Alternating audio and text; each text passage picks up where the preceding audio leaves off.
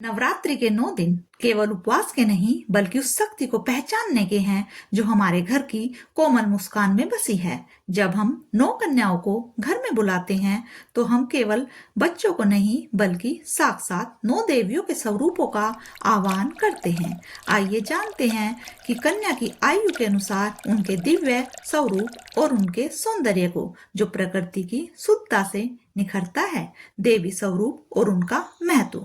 2 साल से 10 साल की कन्याओं को भोजन के लिए नवरात्रि में विशेष महत्व दिया गया है।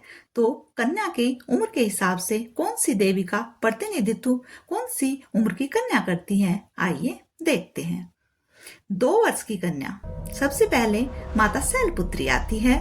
2 वर्ष की कन्या को कुमारी कहते हैं। महत्व, यह स्वरूप दुख और दरिद्रता का नाश करता है। इनके माथे पर सफेद चंदन का तिलक लगाते हैं जो शीतलता और सात्विकता का प्रतीक है। इसके बाद आती है दूसरे नंबर की देवी, जिन्हें कहते हैं ब्रह्मचारिणी। दूसरे नंबर की देवी के लिए 3 वर्ष की कन्या, जिसको कहते हैं त्रिमूर्ति, सुख संपदा और आयु की वृद्धि करने के लिए इन्हें भोजन कराते हैं और इनका सम्मान करते हैं। सौंदर्य तत्व, इनके नन्हे पैरों में लाल आलता या महावर लगाएं। यह लाल रंग शक्ति के आगमन को दर्शाता है। इससे अगली देवी माता चंद्रघंटा होती है। वह 4 वर्ष की कन्या का प्रतिनिधित्व करती है। कल्याणी उसे बोलते हैं।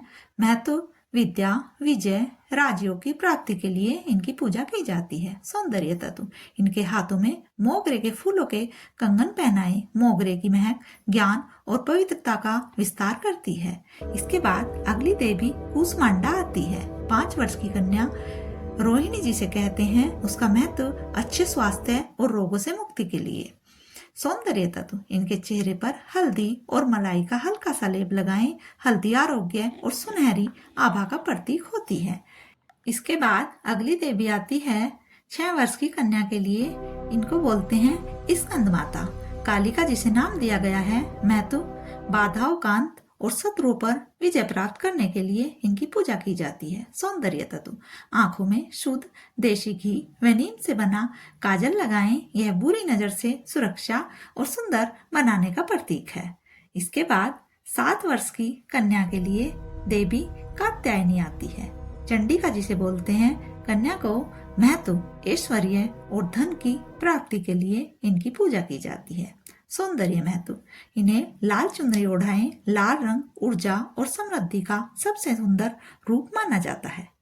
इससे अगले नंबर की देवी कालरात्रि जिन्हें कहते हैं। 8 वर्ष की कन्या का रूप जिसे संभवी माना जाता है।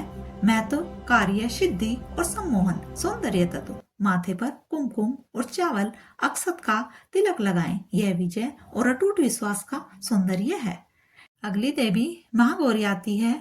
9 वर्ष की कन्या इनका प्रतिनिधित्व करती है। इसे दुर्गा बोलते हैं।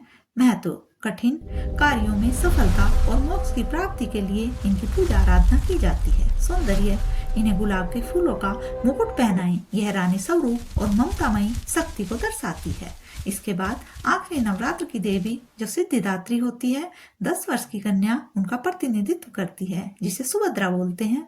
महत्व, हर मनोकामना की पूर्ति के लिए इस देवी की पूजा की जाती है।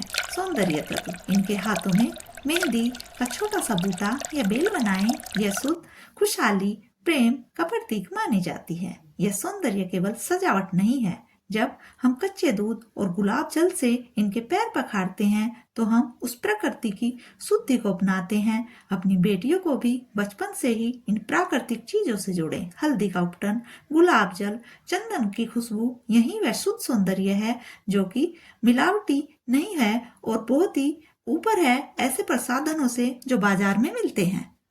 याद रखिए, कन्या पूजन केवल एक दिन का उत्सव नहीं है, बल्कि यह हर दिन अपनी बेटियों का सम्मान करने का संस्कार है।